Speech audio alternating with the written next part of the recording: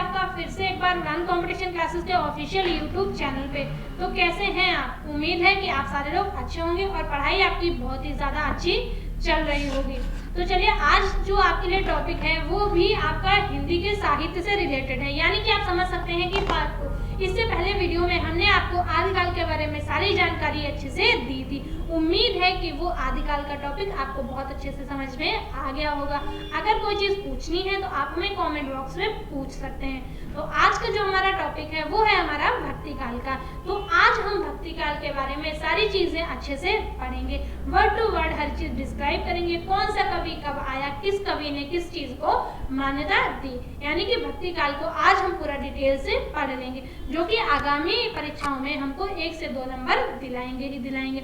पर इससे पहले अगर अभी तक आपने हमारे चैनल को सब्सक्राइब नहीं किया है तो फटाफट से कर लीजिए हमारे चैनल को सब्सक्राइब और बेल आइकन को भी प्रेस कर दीजिए ताकि रिलेटेड वीडियो आप तक डेली पहुंचते रहें। और चलिए शुरू करते हैं आज का अपना वीडियो। और जो पहला है हमारा, आज हम पढ़ेंगे भक्ति काल। इससे पहले हमने पढ़ा था आदिकाल, ठीक है। तो आदिकाल के बाद हम पढ़ेंगे भक्ति काल। तो ये कब से कब तक रहा? ये रहा 1375 से 1700 ईस्वी तक भक्ति काल रहा है, ठीक है। और ये शुरू कब से हुआ? ये 13वीं सदी से, यानी कि जो हमने आदिकाल पढ़ा था वो किसमें था? वो था 11वीं सदी में, यानी कि 11वीं और 12वीं सदी में चला आदिकाल। और जब 13वीं सदी आई तो कौन सा काल चला? तो चला वहां पे आपका भक्ति काल। तो चलिए पढ़ते हैं आज हम भक्ति काल को पूरे डिटेल के साथ, ताकि ये जो भी आपका टॉपिक है ये आपको अच्छे से नंबर दिला सके, एग्जाम में आपको कोई भी क्वेश्चन छूटे नहीं। तो चलिए दोस्तों, देखते हैं क्या है हमारा आज का टॉपिक और क्या क्या आज के इस टॉपिक में आपको कुछ नया सीखने को मिलेगा, क्योंकि हर दिन कुछ नया सीखते रहना चाहिए। तो 13वीं सदी तक धर्म के क्षेत्र में बड़ी अस्त व्यस्तता आ गई थी। क्या जब 13वीं सदी स्टार्ट हुई थी तो 13वीं सदी में क्या हुआ था? जो धर्म है ना, धर्म में बहुत सारी गड़बड़ियां आ गई थी, यानी कि कोई धर्म को मानता था, कोई धर्म को नहीं मानता था। तो इस तरीके की बहुत ज्यादा अस्त व्यस्त हमारा धर्म था जो वो हो गया था। जनता में सिद्धों और योगियों आदि द्वारा प्रचलित अंधविश्वास फैल रहे थे। जो जनता है वो क्या कर रही थी? जो बहुत सिद्ध महापुरुष, जैसे कि आज के समय में हमारे पास भी कुछ ऐसे सिद्ध पुरुष और कुछ ऐसे योगी हैं, आप सारे लोग जानते होंगे। ये क्या, इनके द्वारा अंधविश्वास बहुत ज्यादा फैलाया जा रहा था। तो आज के समय में तो वो जेल में पड़ जाते हैं, पर तब के समय में वो जनता को बस बहलाते ही चले जा रहे थे। फिर शास्त्र ज्ञान संपन्न वर्ग में भी रूढ़ियों और आडंबरों की प्रधानता हो गई थी। शास्त्र का जो ज्ञान था उसमें भी क्या बहुत ज्यादा आडंबर चलने लगा था, यानी कि बहुत ज्यादा दिखावा चलने लगा। तो दिखावा ने अपनी प्रधानता ले ली थी, अंधविश्वास ने वहां पर भी अपनी प्रधानता ले ली थी। फिर मायावाद के प्रभाव से लोक विमुख और निष्क्रियता के भाव समाज में पनपने लगे थे। धीरे धीरे जब यही सारी चीजें चलती रही, अंधविश्वास चलता रहा, आडंबर चलते रहे, तो हमारे समाज में क्या कहीं ना कहीं वो निष्क्रियता में बदलने लगा, यानी कि धीरे धीरे मनुष्य कहीं ना कहीं वो थोड़ा सा निष्क्रिय होने लगा था। फिर ऐसे समय में भक्ति आंदोलन के रूपों में ऐसे भारत व्यापी विशाल सांस्कृतिक आंदोलन उठा, जिसमें समाज के उत्कृष्ट विधायक, सामाजिक और वैयक्तिक मूल्यों की प्रतिष्ठा। फिर जब ऐसा ही चलता रहा तो फिर क्या हुआ कि ऐसे समय में एक भक्ति काल का आंदोलन उठा, जो बहुत हमारे भारतवर्ष में क्या, जो बहुत उत्कृष्ट यानी कि जो उच्च वर्ग के लोग थे, उन्होंने क्या भारत में एक विशाल सांस्कृतिक आंदोलन उठाया, भक्ति के आंदोलन उठाए। तब इन्होंने, प्रतिष्ठित लोगों ने जब इसको उठाया तो ये थोड़ा सा चीजें इसमें सही से हुई। फिर देखिए आगे देखते हैं। भक्ति काल का आरंभ भक्ति काल का जो आरंभ हुआ था वो दक्षिण के आलावार संतों द्वारा हुआ था। कहाँ से? ये क्वेश्चन आपका बन सकता है, जो क्वेश्चन पूछा भी जाता है कि भक्ति काल का आरंभ कहाँ से हुआ था। तो भक्ति काल का आंदोलन आप लिख लीजिए, अगर इतना बड़ा नहीं लिखना है तो शॉर्ट क्वेश्चंस लिख लीजिए। दक्षिण के आलावार संतों द्वारा हुआ था। किस सदी में? 10वीं सदी में। 10वीं सदी के लगभग में हुआ था। किसमें? तो 10वीं सदी के लगभग में हुआ था। वहां शंकराचार्य के अद्वैतम और मायावाद के विरोध में 4 वैष्णव संप्रदाय खड़े हुए। देखिए वहां पे शंकराचार्य के और मायावाद के विरोध में 4 वैष्णव संप्रदाय जो है खड़े हुए, क्योंकि उनको जो शंकराचार्य जी और मायावाद की वो जो विरोध कर रहे थे ना, वो चीजें उनको समझ में नहीं आ रही थी। इन चारों संप्रदायों ने उत्तर भारत में विष्णु के अवतार का प्रचार प्रसार किया। जो ये चारों संप्रदाय थे, इन्होंने विष्णु जी के अवतार का जो भी प्रचार प्रसार किया, यानी कि इनके अनुसार विष्णु जी ही समाज के सारी चीजें थी, वही पालनहार, वही सारी, यानी कि विष्णु के अलावा इन्होंने किसी और चीज को, किसी और भगवान को मान्यता यहाँ पर नहीं दी थी। यानी कि जो भी भक्ति होती थी वो विष्णु के अवतार की भक्ति होती थी। इनमें एक प्रवर्तक थे। वो प्रवर्तक कौन थे? वो रामानुजाचार्य थे। रामानुजाचार्य थे वो किसके? भक्ति काल में जो विष्णु के अवतारों का प्रचार प्रसार हो रहा था, तो उसके प्रवर्तक कौन थे? रामानुजाचार्य। यानी कि कह सकते हैं कि विष्णु के अवतार को मानने वाले में अगर पूछा जाए प्रवर्तक का नाम, तो आपको यहाँ पे पता होना चाहिए कि ये रामानुजाचार्य थे। उनके शिष्य परंपरा में आने वाले रामानंद ने, यानी कि जो उनके शिष्य आते, यानी कि रामानुजाचार्य के शिष्य कौन थे? वो थे रामानंद। किस सदी में? यानी कि ये शुरू कब हुआ था? 10वीं सदी में। और ये रामानंद कब आए? 15वीं सदी में। ठीक है, यानी कि 5 सदियां बीत गई। उत्तर भारत में भक्ति का प्रचार किया। किसने किया? रामानंद ने उत्तर भारत में किसका? भक्ति का प्रचार किया। रामानंद ने राम ब्रह्म की स्थापना पन्न थे, यानी कि जो उन्होंने राम ब्रह्म के संस्थापक थे, ये इसको आप अपनी भाषा में कह सकते हैं। ठीक है, जो राक्षसों का विनाश और अपनी लीला का विस्तार करने के लिए संसार में अवतरित होते हैं। भक्ति के क्षेत्र में रामानंद ने उचनी का भेदभाव मिटाने में विशेष बल दिया। जो भक्ति काल में जो ऊंच नीच का वो चीजें थी ना, कि भाई उच्च वर्ग मंदिर में जा सकता है, नीचा वर्ग मंदिर में नहीं जा सकता है, उच्च वर्ग देवी की पूजा कर सकता है, नीचा वर्ग देवी की पूजा नहीं कर सकता है, तो इसको मिटाने में इन्होंने जो ये रामानंद थे, इन्होंने बहुत ज्यादा बल दिया था। राम के सगुण और निर्गुण 2 रूपों को मानने वाले 2 भक्त थे। फिर क्या हुआ कि फिर राम को मानने वाले आ गए। उनके राम को मानने वाले 2 लोग हुए।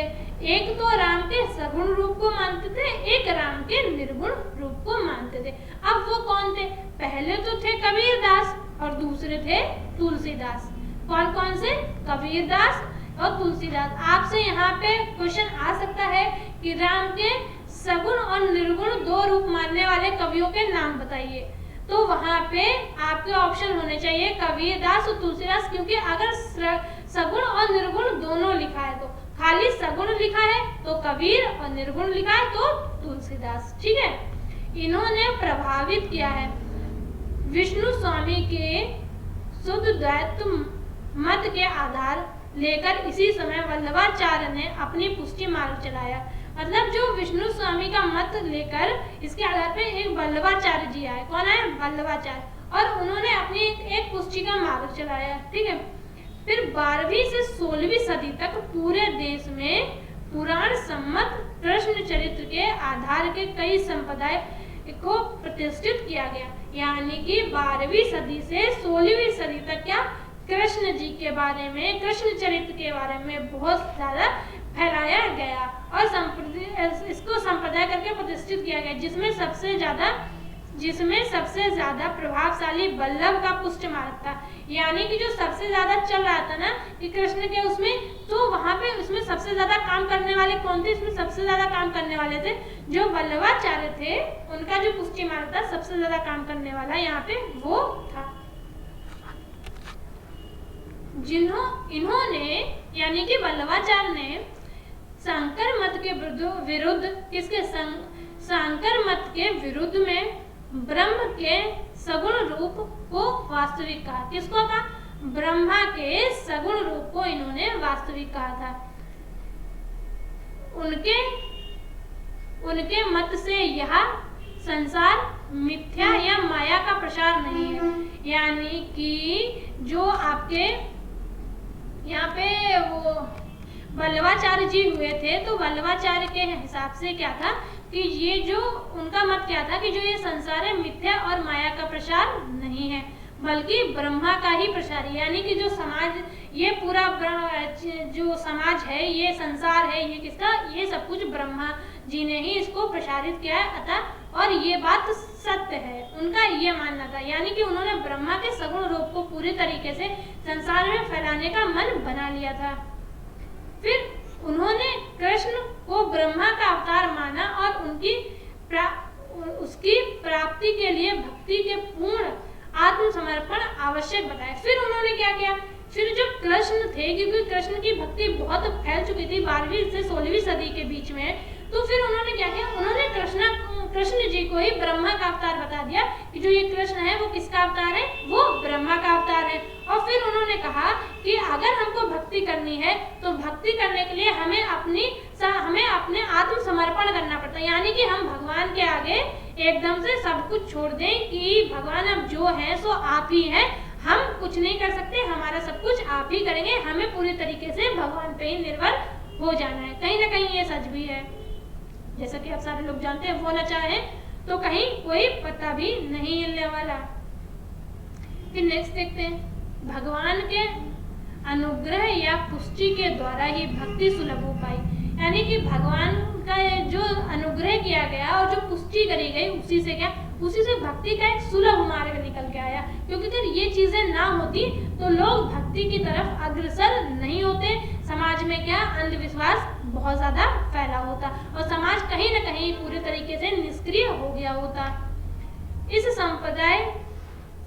संप्रदाय में उपासना के लिए गोपीजन वल्लभ, लीला पुरुषोत्तम कृष्ण का मधुर रूप स्वीकृत किया। क्या इन्होंने जो इसके उपासना के लिए जो गोपीजन वल्लभ, लीला पुरुषोत्तम ने क्या किया, कृष्ण के मधुर रूप को स्वीकृत किया, यानी कि लास्ट में इन्होंने कृष्ण के रूप को स्वीकृत कर लिया। इस प्रकार से उत्तर भारत में विष्णु के राम और कृष्ण अवतार की प्रतिष्ठा हुई, यानी कि इन लोगों ने इतना संघर्ष किया, उसके बाद क्या उत्तर भारत में फिर मान लिया गया कि जो राम और कृष्ण है वो किसके, वो विष्णु के अवतार हैं।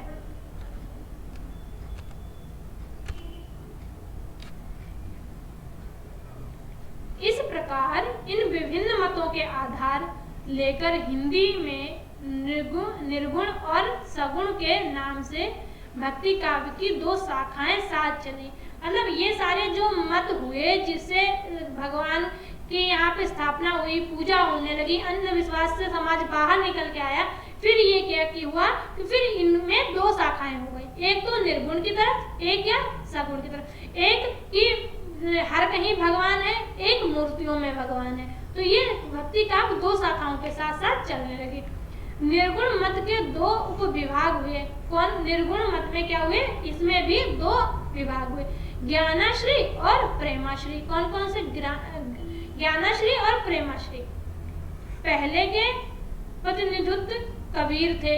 कौन थे? पहले के जो ज्ञानाश्री थे, इसके कौन थे? इसके जो प्रतिनिधि थे वो कबीर थे, और दूसरे के थे जायसी, जिनका पूरा नाम है मलिक मोहम्मद जायसी। सगुण मत भी दो, यानी कि जो यहाँ पे इन्होंने क्या, निर्गुण मत जो था वो तो दो भागों में हो गया, ज्ञानाश्री प्रेमाश्री। यहाँ पे आपका एक क्वेश्चन बनता है कि जो निर्गुण मत को विभाजित किया गया है उसके दो उपभागों के नाम कौन से हैं, यानी या फिर एक का भी पूछ सकता है। और अगर यहाँ पे आपको नहीं पता है तो वो चीजें आपके लिए बहुत ज्यादा खतरनाक साबित होने वाली हैं आपके फ्यूचर में। तो आपको ये चीज पता होनी चाहिए कि जो निर्गुण मत है उसके दो उपविभाग हैं, वो कौन कौन से? वो ज्ञानाश्री और प्रेमाश्री। एक के जो उपनिधि थे वो कौन थे? वो कबीर थे, और दूसरे के जायसी थे। ये छोटी छोटी बातें आपको पता होनी बहुत ही ज्यादा जरूरी है। फिर कह रहे हैं कि जब निर्गुण बट गया तो फिर सगुण को भी दो धाराओं में प्रवाहित हुआ। कौन कौन से? एक तो इनकी धारा थी भक्ति, राम भक्ति, और दूसरी थी कृष्ण भक्ति। तो राम भक्ति में कौन थे? तुलसीदास से थे, और जो कृष्ण भक्ति थी वो कौन कर रहे थे? वो सूरदास कर रहे थे। यानी कि एक के प्रतिनिधि, राम भक्ति के प्रतिनिधि कह सकते हैं कि तुलसीदास थे, और कृष्ण भक्ति के प्रतिनिधि कौन थे? वो कह सकते हैं कि सूरदास थे। आपको ये चीज भी पता होना चाहिए कि सगुण की जो उपधाराएं, दो उपधाराएं हुई हैं, वो कौन कौन सी हुई? वो हुई है आपकी, एक तो राम भक्ति और दूसरी कृष्ण भक्ति। तो राम भक्त के उपनिधि कौन थे? वो कबीर थे, और कृष्ण भक्त के सूरदास जी थे। तो ये सारी छोटी छोटी चीजें आपको पता होनी बहुत जरूरी है। देखिए फिर आगे कह रहा है, ज्ञान श्रेय शाखा के प्रमुख कवि कबीर पर तात्कालिक विभिन्न धार्मिक प्रवृत्तियों और दार्शनिक मतों का सम्मिलित प्रभाव हुआ।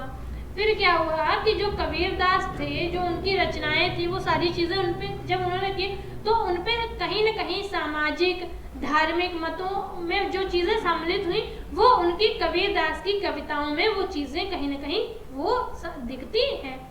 उनकी रचनाओं में धर्म सुधारक और समाज सुधारक पर विशेष, यानी कि जो कबीरदास जी की रचनाएं हैं उसमें ज्यादातर क्या धर्म को सुधारने की बात कही गई है और समाज को सुधारने की बात यहाँ पर, यानी कि इन दोनों चीजों पर उन्होंने बहुत ज्यादा बल दिया है। उन्होंने आचरण की शुद्धता पर बल दिया, यानी कि उन्होंने अगर आपका आचरण सही है तो सारी चीज सही है। उनका कहना था कि आप अपने आचरण को शुद्ध रखिए। आचरण का मतलब यानी कि आपका जो चरित्र है, ठीक है। फिर बाह्य आडंबर, रूढ़ियों और अंधविश्वासों पर उन्होंने तीव्र कशाघात किया। जो बाह्य आडंबर मतलब दिखावा और जो रूढ़ियां थी गलत तरीके के, और फिर जो अंधविश्वास थे, यानी कि रूढ़ियों का मतलब कुरीतियां कई प्रकार की, और अंधविश्वास जो इन्होंने इस पर तेजी से इस पे क्या किया, इन पे बहुत ज्यादा कसाव करा, इनको बहुत ऐसा इनको सुधार करने की बहुत ज्यादा कोशिश करी, ठीक है। तो इस पे इन्होंने बहुत ज्यादा कसाघात किया, यानी कि इसको समाज से इन्होंने खत्म करना चाहा। फिर मनुष्य की क्षमता का उद्घोष कर उन्होंने निम्न श्रेणी की जनता में आत्मगौरव का भाव जगाया।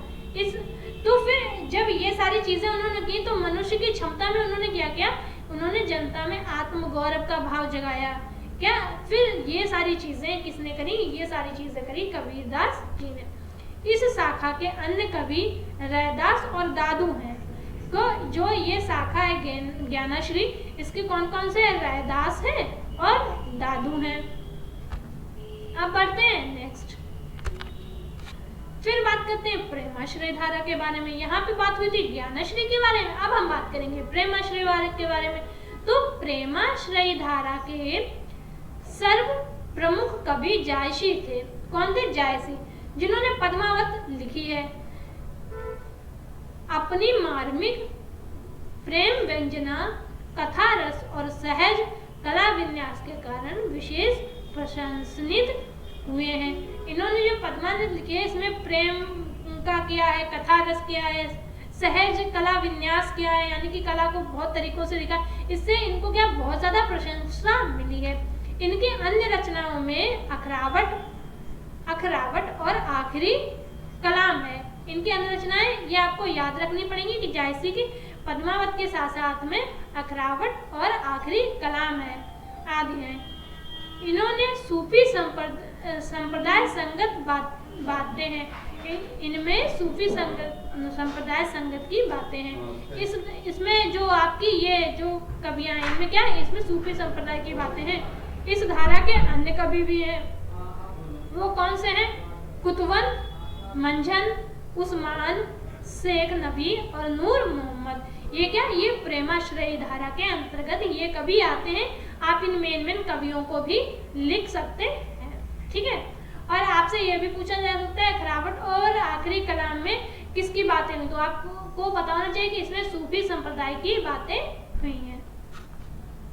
बढ़ते तो आपको उम्मीद है कि ये जो भक्ति काल का जो समय था, इसके जो सारे टॉपिक हैं वो आपको अच्छे से समझ में आ गए होंगे, और इससे बनने वाले क्वेश्चन का भी आप आंसर आप जल्दी से जल्दी दे सकेंगे, क्योंकि इसमें बहुत सारे आपके जो डाउट्स हैं वो क्लियर हो गए होंगे। तो मिलते हैं हम आपको एक नए वीडियो के साथ।